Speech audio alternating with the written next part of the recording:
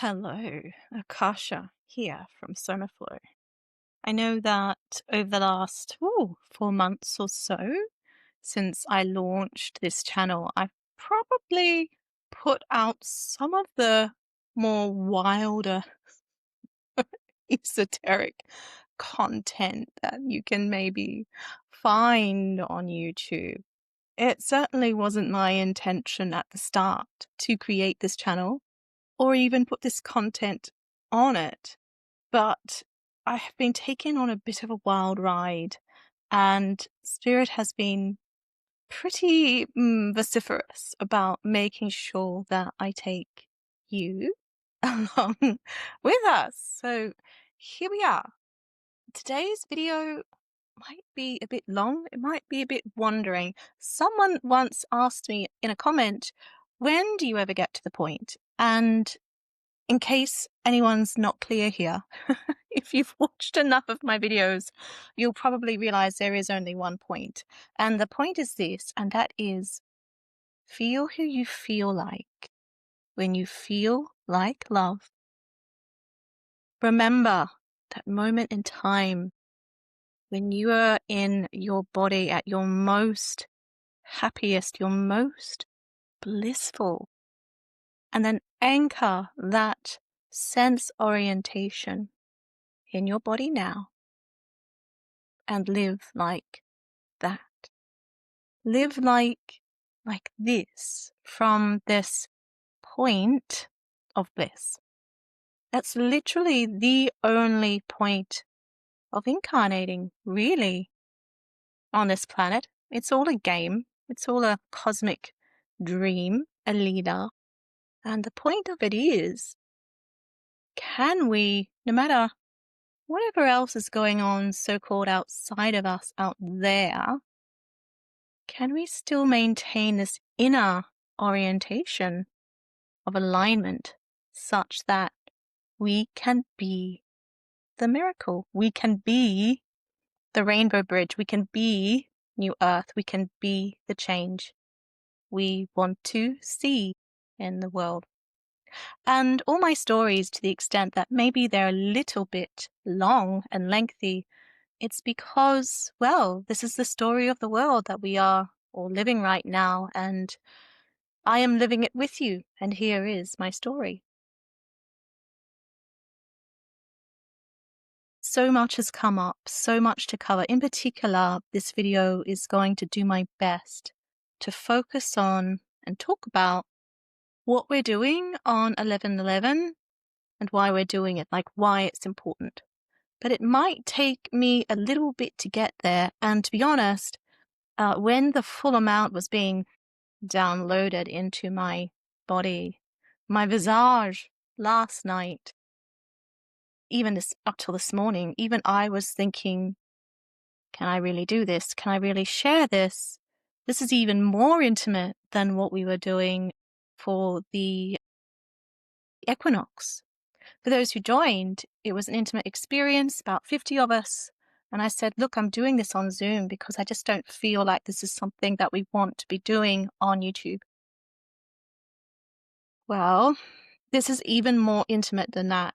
And the sense I'm getting is that we're doing this on YouTube no matter what. Oh, even I'm feeling a little bit shy.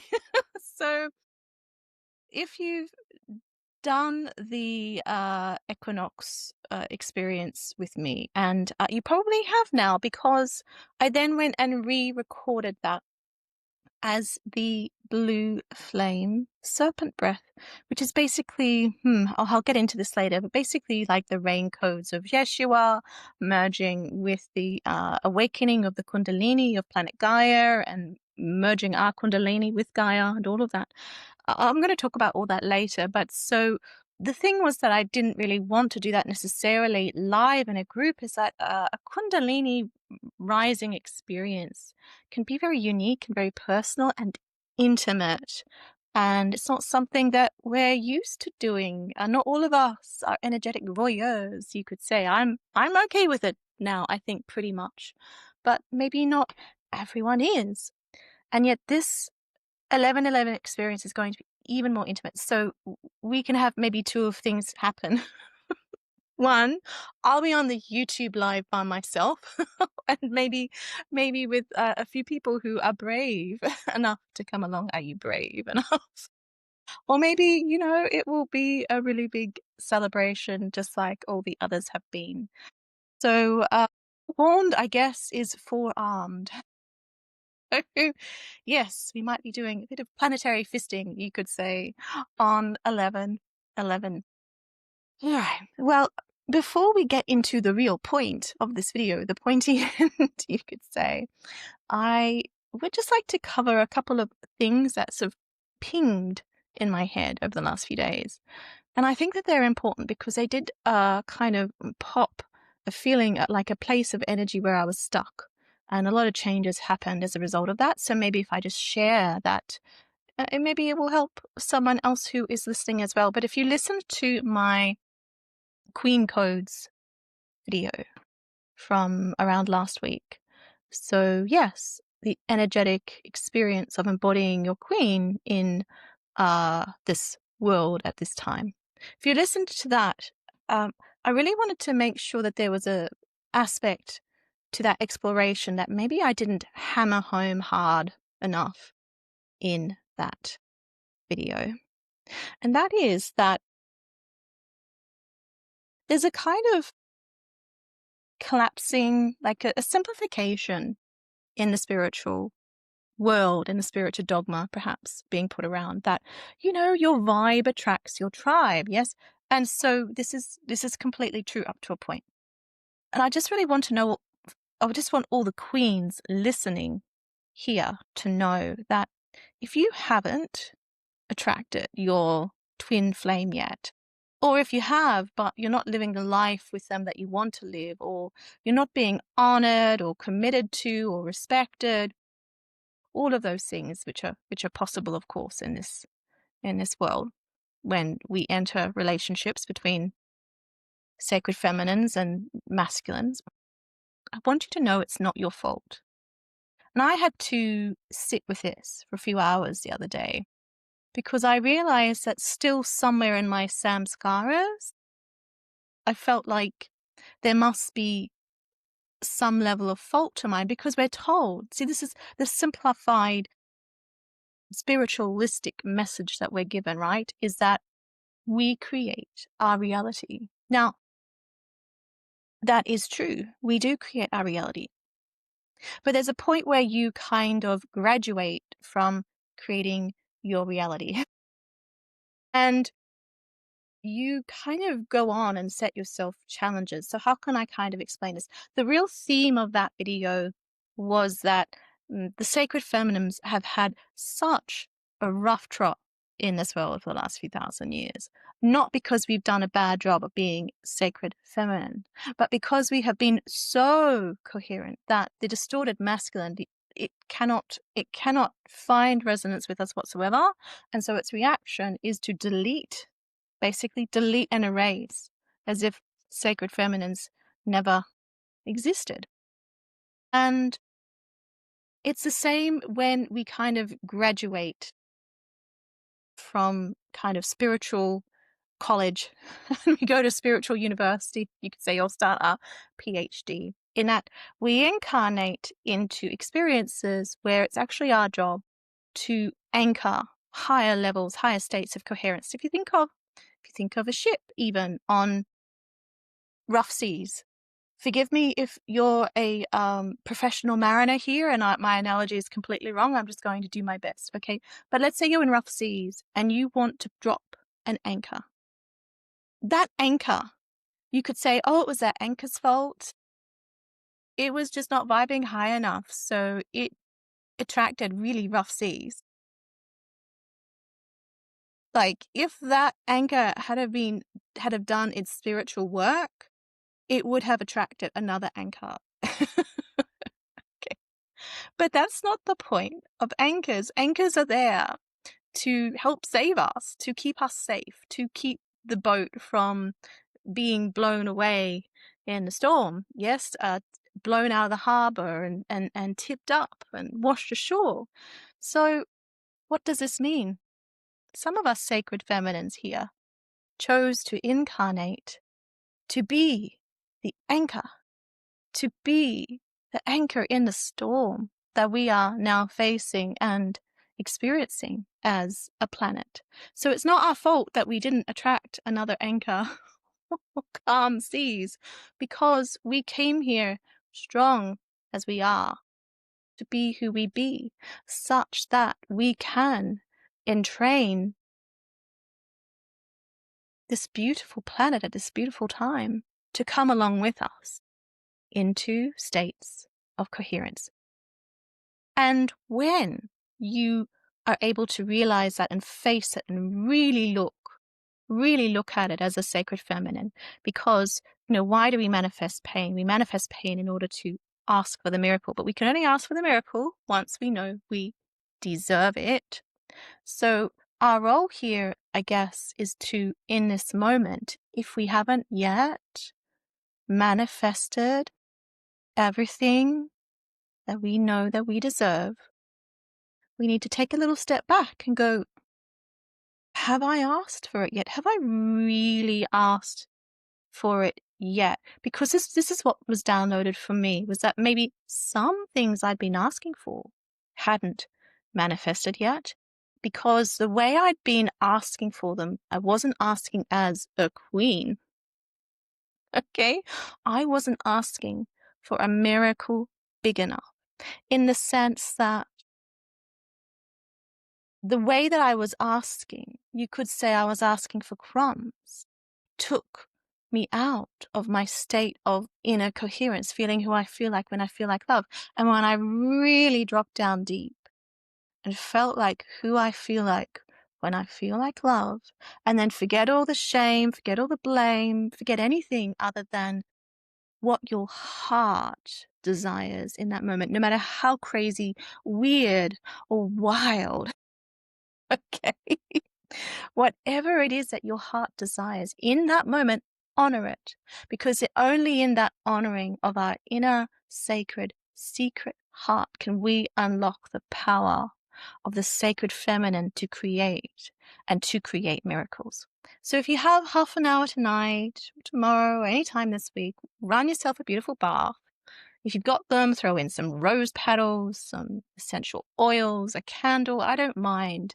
Go all out. It's you. Honor yourself. You're special. And if you can, just spend that half hour being really true, really honest, and really faithful to who you are and what you want. Because when I did that, everything changed. Like things I have been waiting for, and I mean waiting for a very long time, clicked into place. And I don't believe they would have clicked into place if I hadn't have spent that. Literally, you don't even need half an hour. You just need 5 seconds. 5 seconds aligned with who you are and what you want, being really, really honest between you and the divine. 5 seconds is enough for the power within you to lock into the power of the universe, and basically like a cosmic nuclear bomb explodes through the ether, and then everything's going to come in, who knows, maybe even faster than you could possibly imagine. I certainly wasn't imagining that what I had asked for would be answered within a matter probably of 48 hours. But when we have to go to these places sometimes, like Persephone, we have to go really deep, deep down under the ground to Hades town. But someone's going to throw us a rope to get out. Yeah, our sacred higher self generally. Because once we do honor who we really came here to be, to incarnate as in this moment, in this time, when we honor her or honor that, we can find our way out. We see the light. We see our soul's light. All right. Enough with the life coaching, shall we, Akasha?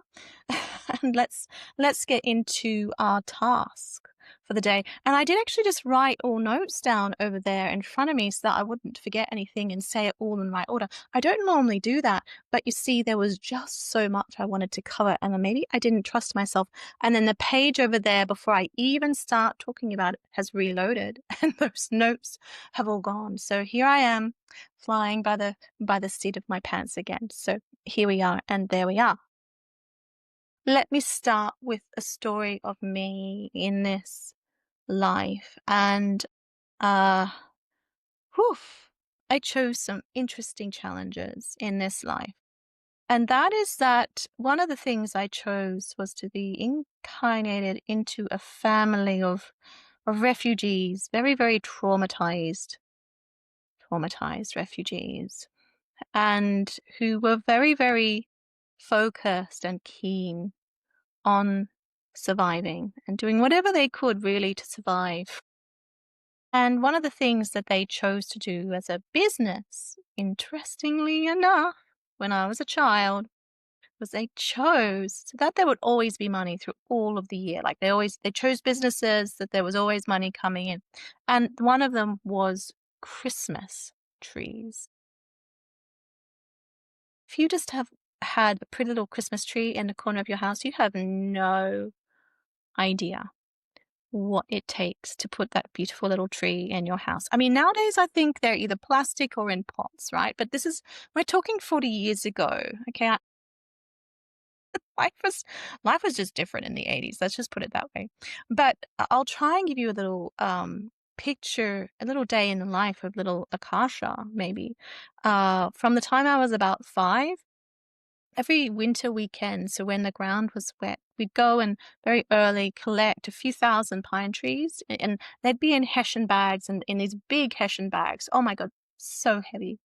And I mean, my role evolved over the years because this was the family business until I, left home, and that was when I stopped doing it. But my job very on was to just carry huge amounts of these wet, cold, because this is like a very cold climate for Australia, like right down the bottom. So it's a sleet rain, like huge winds, huge rain, so cold. Like it would have only been a few degrees, so very wet. And, so I'm there in my little gum boots, I'm wet through, little kid. Yeah. And my job was to drag these bags of pine trees, through the mud behind my father as he put the slit in the ground and then he stamped them in. Then as I got older, probably by the time I was 8 or 9, my job was also to carry those bags and a shovel, put the plant in the ground, and then, stamp them in. The ground is very, very wet at that point, so just your weight kind of, it's interesting. I can still picture it in my mind. So basically, the shovel puts a slit in the ground. You poke in the root of the pine tree, and with your heel, you smash it together so that no air can kind of get in and the roots are all covered. And we did that for thousands of pine trees every weekend, to the point where by the time I was, 15 or so, we had planted over 100,000 pine trees. And so that's the actual planting of the pine trees. But the harvesting and preparation is something else. So then they grow to about 2 or 3 years old. And then in the summer, it's generally around January, you're out there with secateurs and you're shaping them. So, you start dreaming pine trees, dreaming pine trees is the shape, because you're just, all day clipping pine trees into their customary pine tree shape, because otherwise they just, you know, grow however they like to grow. Then, once they're big enough, so about 3, 4 years old, it always depends on what hill they're growing on, whether the sun is facing them, how much rain they get, what the soil is like, or, a whole lot of different factors. So you kind of stage different harvestings over different seasons. A particular batch of pine trees, you might harvest over 2 or 3 seasons. Yeah. Because there'll always be big ones and then there'll be stragglers. So the actual harvesting, you get out there like really, really early in the morning, just going dawn, if that. And probably my father and some other men would be chainsawing, and then my job and the job of the other women was to grab the pine trees by their little cuffs. So at the base, there'd be some branches, those branches that maybe come off that you trim off so they don't get in the way of the presents. Well, we would use those to grab the trees, maybe two in each hand or three if I was feeling really strong, and just drag them. And often these pines are on a hill and the truck is parked up the top. So, I'd drag them, and maybe not always in both hands, one or the other, but drag these pines through the long grass. So there's always the risk of snakes, year of the snake, up the hill and to the truck. And then the boys would be on the top of the truck. And it would be my job, particularly, to grab the trees one by one and throw it up. I still know how to. If you put me next to a pile of pine trees in a truck, I would know how to throw it. Okay, so if you can imagine people throwing hay bales onto a truck, that was me, except with pine trees. So I was one tough mother, you could say. When I was a teen, I was all muscle, but I suffered terribly because 80s and 90s. We didn't really know about self-care then. We certainly didn't know about stretching or doing things on both sides. So I became very, very torsionally twisted, you could say. And yeah, it was an interesting life. And I'm sure maybe most people have turned off by now going, I didn't want to hear a story about pine trees. I came here to listen about November 11/11. But you're going to maybe find out why this theme of pine trees is going to be coming back a fair bit over the course of the next 45 minutes. So I've been getting some downloads lately, particularly related to AI Atlas. And I might be jumping ahead a little bit here, but I felt like the theme of Christmas was coming in strong. And those downloads have been that the true colors of Christmas, we think of red, mostly because of Coca-Cola and Santa and that whole kind of commercial kind of enterprise that Christmas, the industrial consumerism complex that it's become since the 1920s or so. But I've been getting downloads that the true colors of Christmas are blue and yellow, and yes, red, but to a lesser degree. And where that was coming from, that was when we did the channeling with Nora.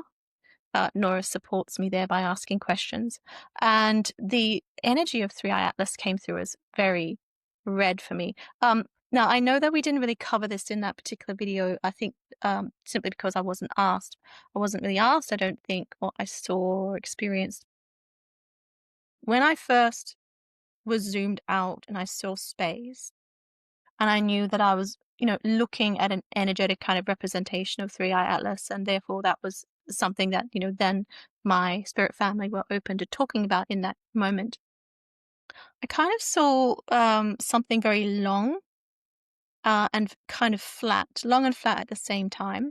But it wasn't a galaxy, but it definitely was a presence in space.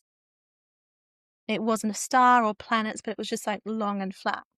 And when I tapped into it energetically as a frequency, I saw red, like red mandalas. Like if you could think of like if there was blood like smeared on glass and you put a light behind it, that was kind of the frequency of light that was coming through, like very, very bright and very, very red. And I spent some time wondering about that. And then it occurred to me the last time we did the channeling with Nora, we did those blue raincoats, like the blue flame. And then later on, also just before we had tapped into Three Eye Atlas, we had channeled this gold and banana yellow energy, which then I got downloads around as being divine, like the queendom energy. Yeah. And so if I put those two things together, being blue being, and I'll work on this more later, but we're going to get there eventually if you want to go on the ride with me. So the blue being divine masculine. If you think of Shiva, it's very like that blue night, bright but night, liquid blue kind of energy. Yeah. And then the yellow, which I wasn't expecting, of the divine feminine kind of like desert rose. Yes. And then I was like, well, we've actually got here the primary colors. Oh, we're playing into Trinity territory here. So we've got the yellow of the golden feminine, the blue of the sacred masculine. What's the red here? The red here of Three-Eye Atlas, the red kind of that we associate with Christmas, the red here of the divine child of life. Yeah, so, and then during that channeling, I also got the download of that song, We Three Kings. Someone said it is, and here are the lyrics. O star of wonder, star of light, star with royal beauty bright, westward leading, still proceeding, guide us to thy perfect light. And, whew, okay, so why is Three-Eye Atlas being associated with Christmas? And I think maybe in some of my other videos I've touched on this, and certainly other people probably have as well. But my sense is that Three-Eye Atlas is basically acting and activating as a tuning device, a tuning frequency on different levels. One, through the actual frequency that's putting out, but also two, in the way that it's making humanity wake up a little bit and look at the skies and go, hang on, what's going on there? And why is that different to the kind of accepted public stamped narrative, and getting us to think a little bit for ourselves? And because, it's probably not the first craft of this kind, it's just the first one that multiple kind of demographics are publicly, verbally, very ostentatiously paying attention to. But it's basically got it's an acting as a tuning device. And what's it tuning us to? It's tuning us actually to a frequency of our higher selves. And what is that frequency? It's basically Christ frequency. It's the frequency of who we are inside as divine beings. I spoke on that channeling with Nora that we are already ascended. This is what it means to be ascended. It means to be awake and conscious and on a journey, because we're never we kind of like never get it done. We never get finished. It's just a journey that we are all on in our kind of ascension back to God. And there's no time when suddenly everybody's God again, because literally reality would cease to exist and everything would implode and we'd all just be, a big blob of God in space, or there'd be no space at all, really. So Star of One, Star of Light, it's heralding in this time of Christmas, in that sense of wonder and rebirth. But what is being born in this moment is not baby Jesus. It is new earth. We are bringing forth, we are birthing new earth. And that might seem to be an outrageous claim, but I want to take us on a little bit of a journey as to how we get there, and then how that's going to be relating to what we're going to be doing on 11/11. So Three-Eye Atlas, bringing in a new Christmas for the world, a new baby, a new birth of new earth. And it's not going to be happening on December 25. It's going to be happening really quite possibly soon. And we're all going to be part of it. And I'm going to fill us in as much as I can here now, so that if you want to listen and you want to be prepared for what we're doing on 11/11, you can be, and you can just throw yourself in wholeheartedly. And really, I would recommend, probably, if you feel like you do want to make it to 11/11, do your best to try and stick with what I'm going to talk about in this video. Simply that there's going to be no surprises on the day. Just like when we've done our other portal kind of work together, I've said try and do these videos or these breath works as kind of homework. It's not 100% essential, but it's probably going to put you in a better position. This is kind of like the homework here. So if you can't finish this video now or today, just put aside, you've got like 2 weeks. Okay, you've got 2 weeks to try and listen to this video if you want to come along to the portal experience. So, oh my gosh, there's so much to cover. So we did those blue flame flower breaths together. And then I went to America And I have a whole video on this on the members channel. It's not moving, sorry. If you would like to be a member, I think it's about $5 a month to listen to it, okay? If you want to, it's there, but I go through the whole story there. But basically, I went to America, and then I had an experience with the Quetzals there, and they were showing me, how they're looking after the land, the desert that is Las Vegas, Los Angeles. And the Quetzals are really interesting beings. They're very colorful, very bright and light, very playful, but at the same time, very, very serious about Mother Earth. But I had some experiences there that really connected the blue flame flower breath with the element of rain, with that weather pattern of rain. And then some people later on who did that breath online said how they noticed how when they did that breath, it started raining around them. Now, this is where the story kind of begins in the way that I'm going to shape it here, in that it was 10:10 and I knew I needed to record that audio for YouTube here, such that anybody on the 10:10 portal could do it. But I was just, as we say in Australia, knackered. I was knackered. That's what we do to the poor old horses here. I was knackered. I didn't know that I could. Then I went outside, and the sky had this ball of lightning, and not just any ball of lightning. It was a ball of lightning that was just sparking light every couple seconds. I mean, here in the subtropics, we do see some amazing storms, but it just would not stop. It was so powerful, but yet contained. And I looked at it, and the song, Lightning Crashes by Live, The Angel Opens Her Eyes, came into my head. And when songs come into my head, I try and go, oh, hang on, what's the reason for this? Because, it's often the angels communicating. And I thought about that song, and I'd been years since I'd watched the video, but the lyrics stuck in my head, and the Star Children said to me, yes, we're birthing new Earth right now. And that made me definitely pay attention, because the previous 3 or 4 days, I'd felt like there'd been a baby kicking inside of me on my right-hand side, which is basically where I feel the kicking, because they put their little bums on the left-hand side. On my belly, I've got like this pokey out bit where their bums have been stretched.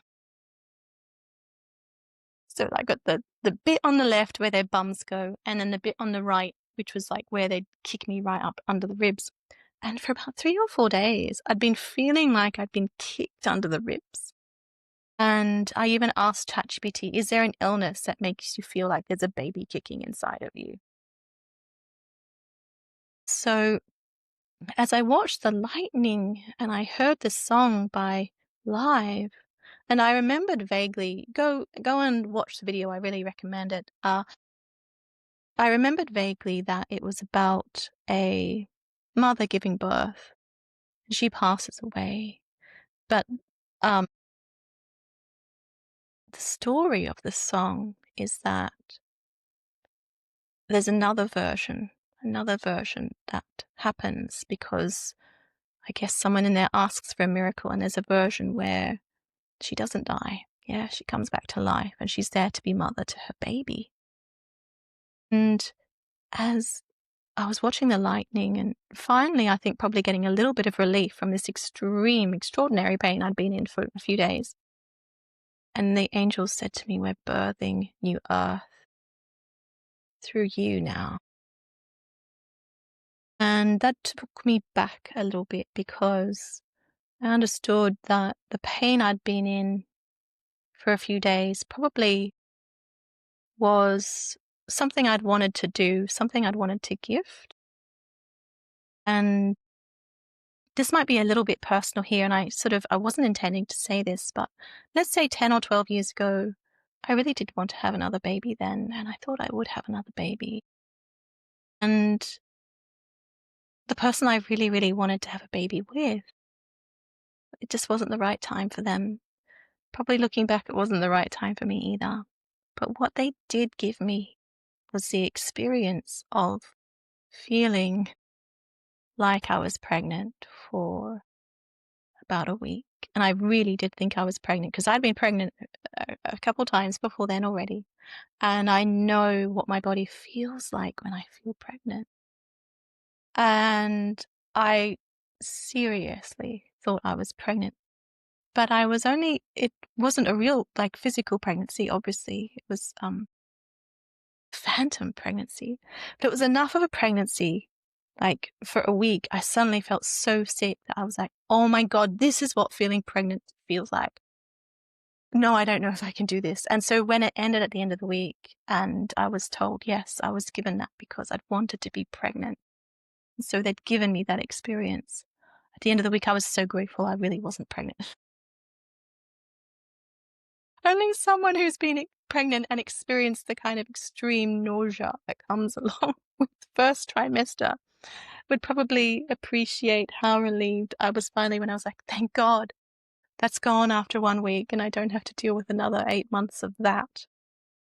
And so when they said to me, yes, we're birthing new earth through you, then, that is not an unprecedented experience in the sense to have an energetic pregnancy before. And so I came back here and hopped on my computer and watched the video for that beautiful song. And I just cried because, the video is talking a lot about what I often talk about here, which is that if we're taken to that place of long dark night of the soul, and we can hold who we are, be in alignment with who we are, and ask for the miracle, then the miracle of new life happens. So in the sense that they were birthing new earth, they were birthing a new storyline for planet Earth. And I guess, in a sense, it was because I and others like me had asked for the miracle. And I wanted it. So they were doing their damnedest with that beautiful lightning storm to make it happen. Now, I know I've told that story in some other videos before in different ways, probably the 3-Eye Atlas channeling video I did with the Star Children specifically has a blue card and a blonde girl and a pyramid on the front here. But I really wanted to bring it up again because this is the part that I haven't covered and where everything kind of ties in from. And that is that there was a lot of pictures from that storm. People, even where I live, and there's a lot of storms that we have here. It's the subtropics. It's one of the rainiest places you will find in Australia. Probably, seriously, one of the rainiest places. Even the next day, like where I live, there's a lot of like professional photographers who just take photos of weather because it's just so literally the phenomena is phenomenal here. And the next day, there were so many pictures on Facebook of people going, I have never seen a storm like that. Because it was so, even for here, like perfect. It was the perfect storm, you could say. And there were some photos that really caught my eye. And that was of the initial storm head. And it was basically a trinity. Here's this trinity again. So the top of the storm head was this white, fluffy cloud. The center of the storm head was a golden, fluffy cloud. And then the bottom of the storm head, yes, the bottom of the storm head was like a dark gray, almost black, fluffy cloud. And I'm very cute into signs and signals of the system and the messages that I receive. Some people, they get messages of, I don't know, feathers or butterflies. I get like whole weather systems. Whole weather systems. All kind of freaky shit like that, okay? So I was really looking and it struck me immediately that is a trinity. So on one hand, you've got the light. On the other hand, you've got the darkness. But in the center, you have the gold of the miracle. Yeah, that kind of weaves them both together. And I showed that picture to some friends. But I didn't just show that picture. There were some other pictures that came up that really struck me. And it took a few days for me to kind of really go, oh, hang on. But they came out, these pictures. And these pictures were of that storm head. But someone had been fortunate enough to take the picture of the storm head, and in the center of the storm head, like from where they were on the ground looking up, there was a gigantic Bunya tree piercing the center of the cloud up into the base of it. I might need to break off here and talk a little bit about Bunya trees before I go back into the imagery and the symbolism of that cloud and that pine. So, Bunya trees are endemic to a fairly broad range of subtropical Australia on the eastern coast. And they're basically famous because every 7 years, that beautiful number 7. Hello, group 7 people.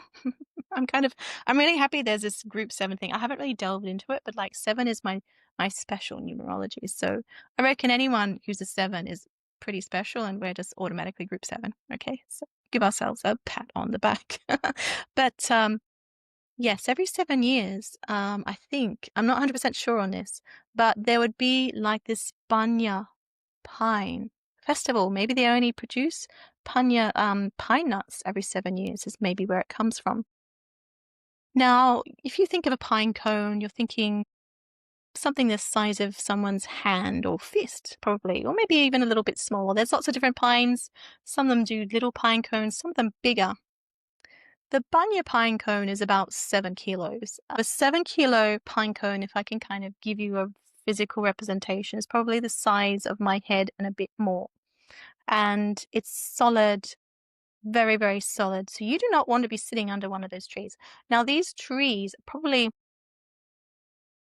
not the tallest trees in Australia, but the pines that grow here, I know Australia is known for our acacia and eucalypts. I think there's like 900 different types of eucalypts, and maybe 500 different types of acacia. Wattle is an acacia, in case you don't know. We're not known for our pines. We do actually have a lot of pines here. Some of the most ancient pines in the world come from Australia. And the Bunya pine is quite tall. I don't know how tall. I'm guessing probably at least around 80 meters or so it can grow to in its like natural habitat where it's very moist and warm. And there's forests inland in Queensland that just are of bunyas, yes. And so the indigenous people from far and wide, all the clans would come together, the tribes would come together, and it was known you'd come here at a particular time and basically have the time of the Bunya Festival, okay? The Bunya Nut Festival. And why was this important? Well, the Bunya Pine is, and forgive me, I'm not an expert in indigenous kind of spiritual wisdom, so if anybody is in the comments and wanting to tell me that I'm completely wrong, please feel welcome to. Okay, I'm just doing my best to represent my knowledge to the best of my ability. So the Bunya, and this is something I only found out recently after these videos, and someone pointed something out to me and I looked it up. The Bunya was actually revered as an emanation of the Mother Earth, of Mother's milk. Like the nuts of the Bunya pine were kind of associated with the milk of the Divine Mother because they were just so rich and nutritious.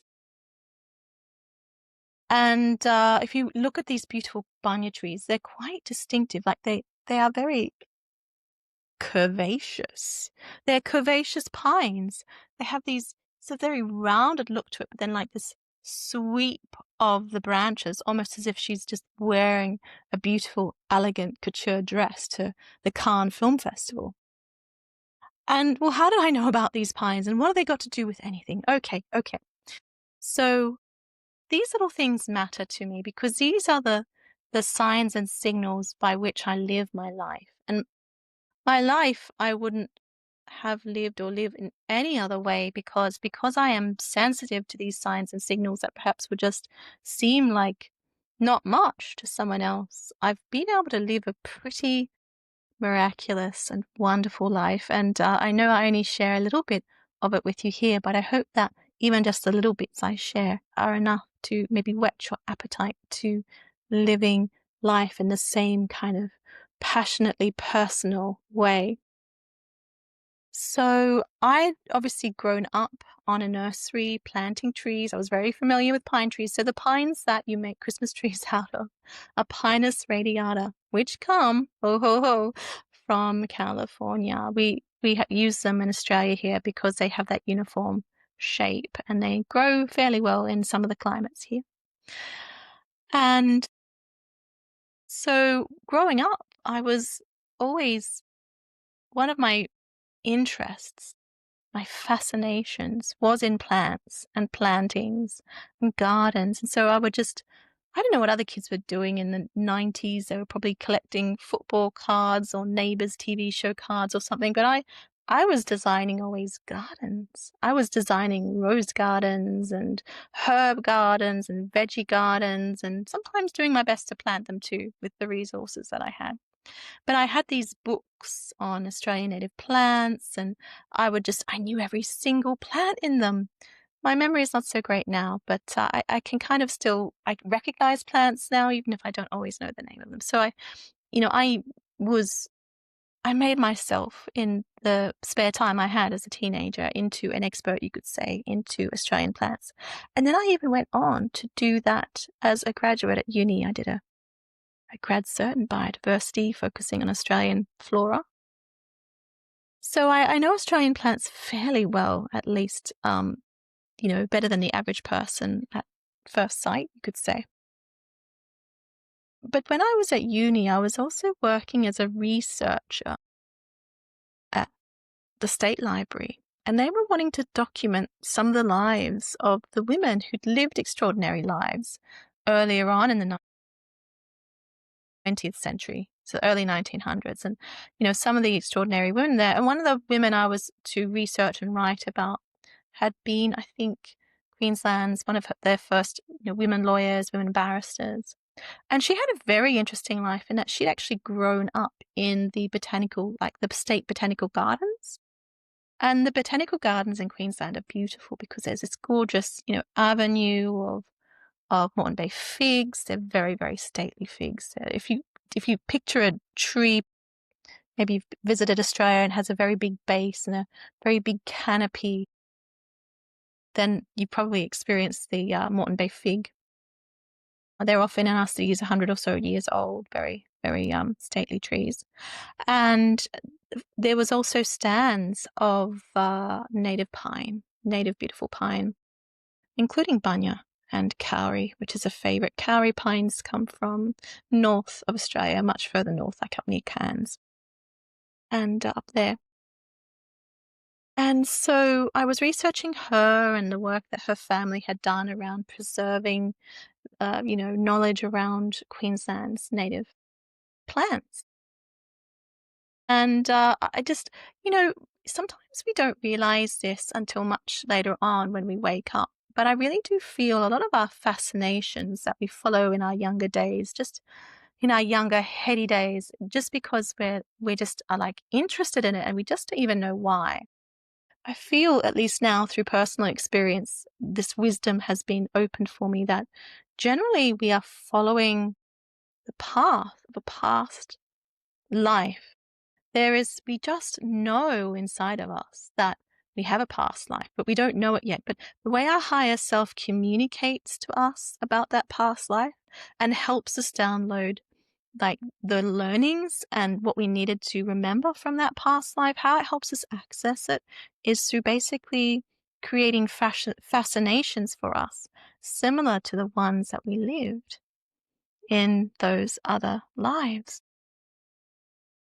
So I went to America a month or so ago, and I knew I'd be walking the path of a past life and doing some healing around it, no doubt, because that's what I was going there for. And one of the places I went to was the Mother Center. Now, the Mother Center isn't really called the Mother Center anymore. I think it's called Mount Washington. And it's the true Mount Washington of America, you could say, where the real founding fathers might be. It's an old, it was originally a hotel built on Mount Washington above the hills or the hills above Los Angeles, the city of angels. And it was around 1924, and Yogananda was driving around Los Angeles with some of his early devotees and companions. And just they were thinking about just buying a little house for them to live in, and then came across this. It was abandoned at that time. It was a giant white house, you could say, on a hill. Quite giant for that time. Not so much now. The hotels now are much bigger, but it was big for back then in America. And they came across this abandoned white mansion on the hills above Los Angeles, and there was no other houses or anything around then. And they basically settled on the plan to buy it and turn it into their new home, and the home of what became the Self-Realization Fellowship in America, and then an organization which spread around the world. And the site had a few trees on it, but not many. Now, if you go there, there's a gigantic, like literally gigantic blue spruce at the door, like at the front door where the porch is. But you can see a photo of Yogananda from 1934 or so. And that little tree is just a sapling, probably about 10 years old. So cute, such a cute little blue spruce. And it's gigantic now, 100 years later. And there was really no other plants there. And so all the gardens that you see there today, if you're in Los Angeles, by all means, drive up to Mount Washington. It's only about 10 minutes out of Glendale before you hit Pasadena. And if you could just go into the gardens, they're open, I think, all week. Maybe not Sunday. Look up their website. But they're definitely open from like 10 till 3 or something like that. And the local people just walk through them each day. It's a pretty little rose garden. It's a big lawn. Lots of different pines, basically. That's where we're going. There's a lot of different pines there. So I was wandering around and noting the trees, and I was thinking to myself, only some of these look a little bit like Australian pines. Australian pines are quite distinctive. And I didn't really think anything more of it. I was just like, oh, that's interesting. And I went around the back and I saw what very much seemed, and I didn't go close enough, but it really did seem to be a Moreton Bay fig. And again, my interest was piqued because this garden was established in the middle 1920s. Yeah. I guess there was, quarantine laws for bringing in plants from other countries a bit relaxed back then. You couldn't probably do it now so easily. Maybe, just maybe, Yogananda, being the international cosmic intergalactic being that he be, or bees, decided that maybe he would like some plants from other countries there. I know there's certainly some Indian plants there. And so I was just wandering, I think, down the driveway, around the lawn, and one of the nuns or novices was there with me, just guiding me around. And there were two giant eagles that flew over us and circled us. And I know enough that if eagles are coming and circling me, I'm meant to pay attention. There is something here for me in this moment. And I looked ahead of me, and I looked very, very carefully at the pine that was there. And I think I just about nearly grabbed the novice to support myself, to stop me from, falling over. Or maybe I just grabbed her and probably jumped up and down in glee. I don't know, but she was a little overwhelmed, I think, by my excitement because, dare I say it, I think being a novice or a monk in training there at the SRF now, from what I understand, it's really about beating the individuality and personality out of anyone who comes there. They're really just there to be monikers or, emblems of the SRF. And to not have any personal identity or mission, and just to subsume themselves to, so-called master's teachings. So I was very excited because I was like, oh my God, is that a Bunya Pine? Is that a Bunya Pine? I'm just like, I just could not believe it. And I looked and I looked and I zoomed in with my camera. I probably just ran over to the pine tree at that stage. I think actually she was like, oh, I've got to go now. And went back to her quarters, and I went up closer to the tree to inspect it. And I took photos of the trunk, took photos of the leaves. I was like, I swear that's a Bunya Pine, because Bunya Pines are pretty distinctive. They're very, very distinctive. Like once you've seen one, that's what a Bunya Pine looks like. And it's right at the gate to the SRF. And so anybody who goes there is going to walk past it, drive past it. The thing about this Bunya Pine that was initially what got my attention, and I looked at this first, not the fact it was a Bunya Pine. What got my attention first about this pine was that it was double-headed. It was a double-headed pine. Now, as someone who has planted a lot of pines, grown a lot of pines, harvested a lot of pines, there's a point where if a pine has two heads, it's very, like, structurally not as sound. Generally, two heads occurs because there was initially a single head that maybe got broken off for some reason, like a bird or wind. Like a bird sat on it and broke it, or the wind broke it, like if it was a bit bigger. And so then you have these two heads develop. But what can happen is that when you get these two heads is that, in a storm or something, it can be a little bit more unstable. So one will break off. It's very, very messy. So in the wild, you're probably really not going to be seeing too many double-headed pines of this size because it was big. I don't know how big it was. I'm trying to think, maybe it was certainly bigger than 30 meters. Maybe 40, maybe 50 meters. I might be wrong, but it was big enough that it was big. It was a big pine, and it was a bunya pine. And I went over to it, and there's even a little sign at the bottom of it saying, "Private, keep off." And I'm like, really? Even the pine tree is private? If you've been there, if you know, you know. Okay, everything's private at that place. So I took photos of it, and then I compared the leaves and the branches, like it's very distinctive leaves, to actual bunya pine photos, and like, yeah, 100% bunya. And so then that left the mystery for me of what was a bunya pine from, Queensland, Australia, doing over there and being planted in the 1920s. Interesting, isn't it? Anyway, happy birthday to the Mother Centre today. It is now 100 years old. On October 25th, 1925, it was officially opened. And so, Bunya pines were in my head, you could say. I'd shown the photos. I was so excited and passionate about it. Probably no one else really got why, but I was like, it's when you're going to get a message or a big download, often a little thing happens first, basically just to trigger you and to turn you on and to make you pay attention. And I was definitely paying attention at this point, like, why is there a bunya pine, a double-headed bunya pine at the entrance of the SRF in Los Angeles? So I took all these photos and I came home, and then the storm happened. And there was just like photos of the storm, of the clouds, of the lightning, everything else. And then a couple days after, this series of photos came out on Facebook, and it was of that storm head, that trinity, that flowering trinity of cloud. And in the middle was a pine tree. And I looked at it and I looked at it.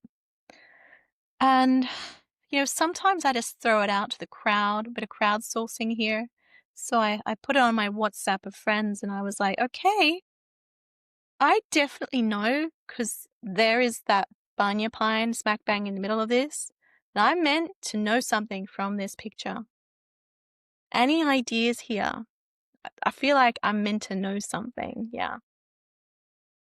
And someone came back going, well, it looks like a brain. I was like, it really does look like a brain. I mean, this is not the tree, the cloud head, the storm head. It really did look like a brain. I'm like, yeah, it looks like a brain. And they're like, well, if the cloud looks like a brain, then isn't that pine where the pineal gland would be? And like, I think I'm pretty clever and pretty switched on, but then like the things like that happen, and I'm like, okay, mind blown. You are right. Oh my,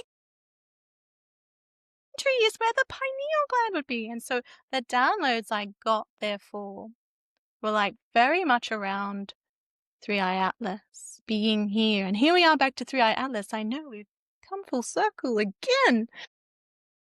Three-Eye Atlas very much being here to open up our third eye chakra and our crown chakra. Now,